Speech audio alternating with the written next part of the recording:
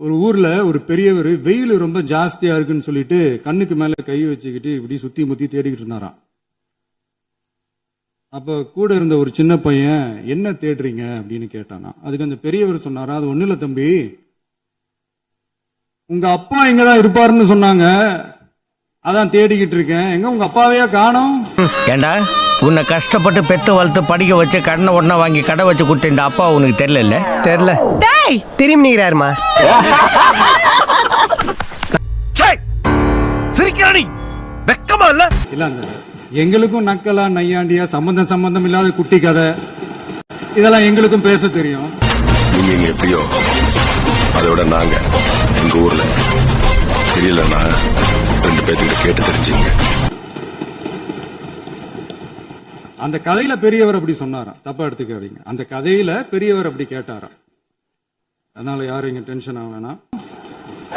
நக்கல்யா அவனுக்கு அவளை பத்தி அவதூறு பரப்புறதோட மட்டும் இல்லாம இப்ப நம்ம மக்கள் மேலேயும் அவதூறு பரப்ப ஆரம்பிச்சிட்டாங்க. மக்கள் நமக்கு ஓட்டு போட்டது தப்பான், குடும்பமா நமக்கு ஆதரிச்சது தப்பான். இது இப்ப இல்ல, நான் சொல்றது எம்ஜிஆர் அவர்கள் காலத்திலிருந்தே. அப்பவே அவர் ஜெயிச்சப்போ அதே மக்களை தப்பா பேசுறது. மக்கள் என்ன பண்ணிட்டாங்க, எம்ஜிஆர் என்ன பண்ணிட்டாரு, எம்ஜிஆர் என்ன இது பண்ணிட்டாரு. 50 வருஷமா ஒரே டெக்னிக்கா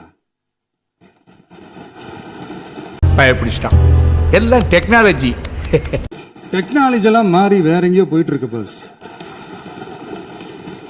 இதுல கொஞ்சம் டெக்னிக்காச்சும் கொஞ்சம் மாத்தினா கொஞ்சம் நல்லா இருக்கும். அறிவுன்றது அண்டர்வேர் மாதிரி, அதை டெய்லி யூஸ் பண்ணும் மிஸ்டர் ராமராஜன்.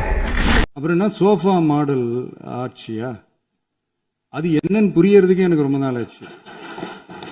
இந்த sofa set, table chair, teapoy, furniture பிசினஸ்லாம் வேற எங்க வெளியில போய் பண்ண சொல்லுங்க.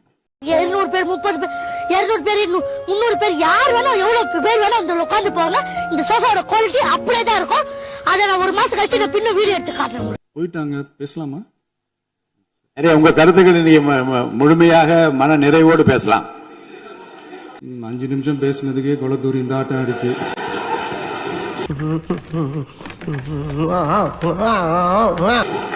பேசுனா அப்புறம் என்ன பண்றது? இதெல்லாம் கேட்டா என்ன சொல்லுவாங்கன்னா, அது ஜனாதிபதி கலந்துகிட்ட ஃபங்க்ஷன், அதெல்லாம் அப்படிதான், அதெல்லாம் கண்டுக்க கூடாது அப்படின்னு சொல்லுவாங்க. இதே மாதிரிதான் பேசுறது ஒண்ணு, செய்யறது ஒண்ணு, பேசுறது ஒண்ணு. இதெல்லாம் மக்கள் பார்த்துக்கிட்டு இருக்காங்க. எலெக்ஷனுக்கு முன்னாடி தான் அப்படி செஞ்சுக்கிட்டு இருந்தாங்க. இப்போ எலெக்ஷனுக்கு அப்புறம் அதே தான் செய்யறாங்க. நோ சூடு நோ சொர்ணை. அதனால எங்களுக்கு பாடம் எடுக்கிறதா நினைச்சுக்கிட்டு உங்க வேஷத்தை நீங்களே கொஞ்சம் கொஞ்சமா கலைச்சுக்கிட்டே வர்றீங்க, மறந்துடாதீங்க. தம்பி, நான் வாய் வார்த்தையா நோட்டு எங்கன்னு தானே கேட்டேன், அதுக்குள்ள ஏன் அருவாளை உருவற? அவங்க இருந்திருந்தா ஒரு ஆக்ஷன் பண்ணணும்னு எனக்கு தோணுச்சு.